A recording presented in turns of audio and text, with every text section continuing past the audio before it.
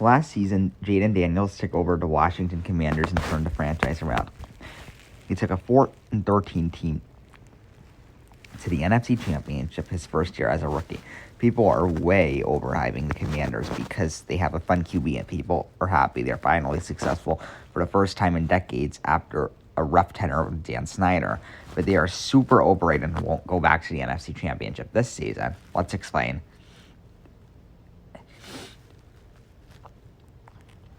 First off, let's look at their schedule.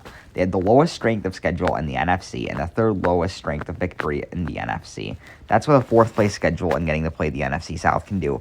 Let's look at the 5 regular season games the Commanders played against playoff teams.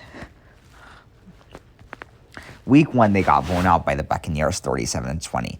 They realistically lost 37-14 before a garbage time touchdown late.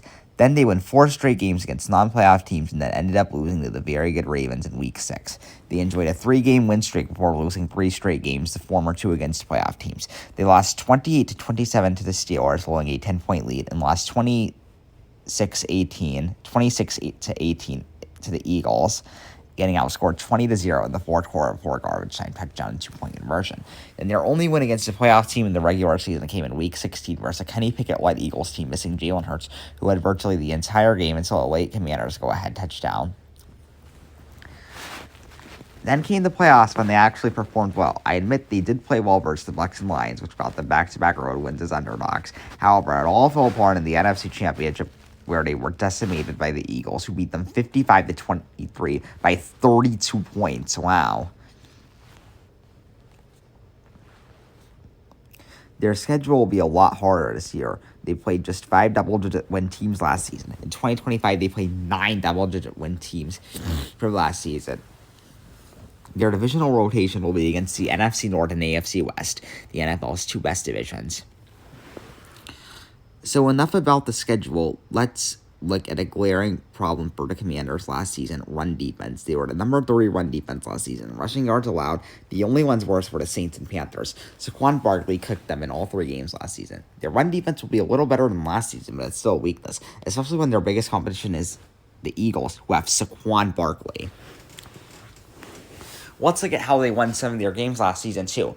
8 of their 12 wins, 2/3 of them, 66.7% of them were by 1 score. That's almost as much of a 1-score game percentage as the Chiefs, who are memes for having so many 1-score wins and a low point differential for their great record. Let's run through some of their wins. Their 2 wins against the Giants were by a combined 8 points.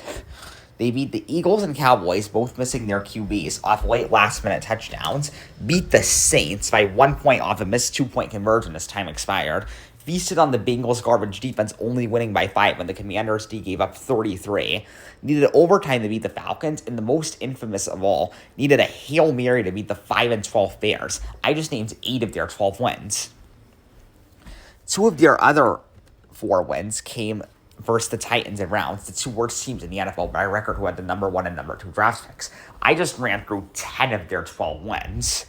That type of luck won't repeat 2 years in a row, especially with a much harder schedule. And one more thing, the Commanders have the oldest roster in the NFL. Meanwhile, we get told they're the super young core who don't want to see in a couple of years. That concludes this video. Subscribe for more.